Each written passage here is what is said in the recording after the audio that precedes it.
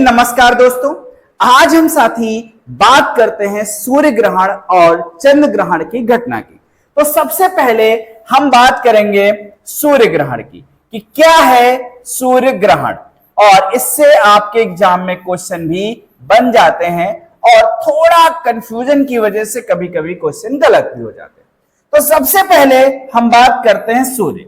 सूर्य हमारा साथी तारा है और पृथ्वी हमारा ग्रह है और जिसके हम निवासी हैं साथी। अगर हम पृथ्वी की बात करें तो एक ग्रह है, सूर्य हमारा तारा है।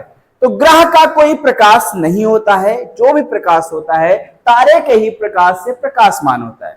ना ग्रह का कोई प्रकाश होता है, ना उपग्रह का कोई प्रकाश होता है।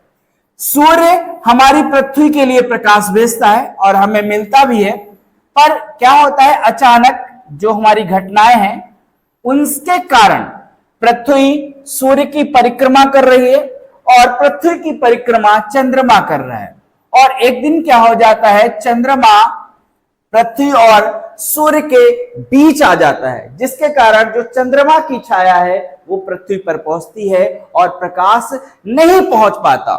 इसी घटना को साथी सूर्य ग्रहण कहते हैं। क्या कहते हैं साथी? सूर्य ग्रहण कहते हैं। और एक बात और याद रखिएगा, जब तीनों एक सीध में होते हैं, मतलब सूर्य, चंद्रमा, पृथ्वी, तो साथी इसको हम सिजगी बोलते हैं। क्या बोलते हैं? सिजगी। इस घटना को साथी सिजगी बोला जाता है। और जो सूर्य ग्रहण की घटना है वो अमावस्या को होती है।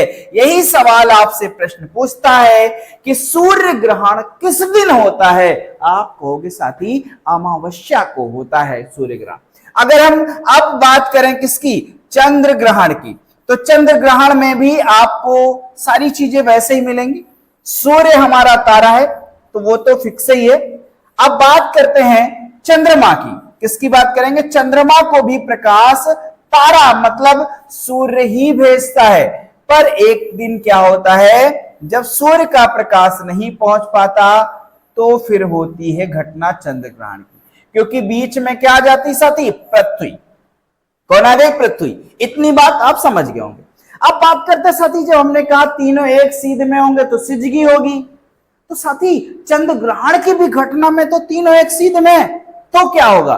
तो भैया उसको हम बोलेंगे वियुति। क्या बोलेंगे साथी? वियुति।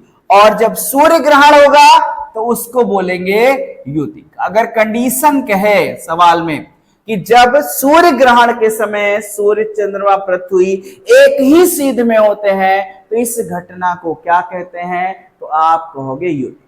ठीक, इतनी बात क्लियर। और जब चंद्रमा की बात आए, चंद्र ग्रहण की बात आए तो वियुति। और जब चंद्र ग्रहण की बात आए साथी तो चंद्र ग्रहण पूर्णिमा को पड़ता है। किसको पड़ता है? पूर्णिमा। तो हर माह में पूर्णिमा आती है, हर माह में अमावस्या आती है। तो हर माह सूर्य ग्रहण लगना चाहिए, हर माह चंद्र ग्रहण लगना चाहिए, परंतु ऐसा होता नहीं है। एक सवाल पूछेगा अधिकतम कितनी बार लग सकता है? तो 7 बार। कितनी बार? 12 बार न लग के कितनी बार लग सकता है? 7 बार। अब आपसे सवाल कर सकता है कि क्यों ऐसा होता है, तो मैं बताता हूं साथी। जो चंद्रमा है ना वो 5 डिग्री कोण पर झुका हुआ है। कितने? 5 डिग्री कोण पर झुका हुआ है। इस कारण कभी पृथ्वी थोड़ा आगे निकल जाती है, कभी चंद्रमा थोड़ा आगे निकल जाता है, और सूर्य का प्रकाश बिना अवरोध के पृथ्वी और चंद्रमा पर पहुंचता रहता है। इस कारण अधिकतम 7 बार लग सकता है एक वर्ष में। ठीक, तो ये बातें हैं। और जब पूर्णमासी होती है, अमावस्या होती है, उस दिन दीर्घ ज्वार आता है। इसकी चर्चा हम आगे करेंगे। ये आपको बातें थोड़ा समझ में आई होंगी।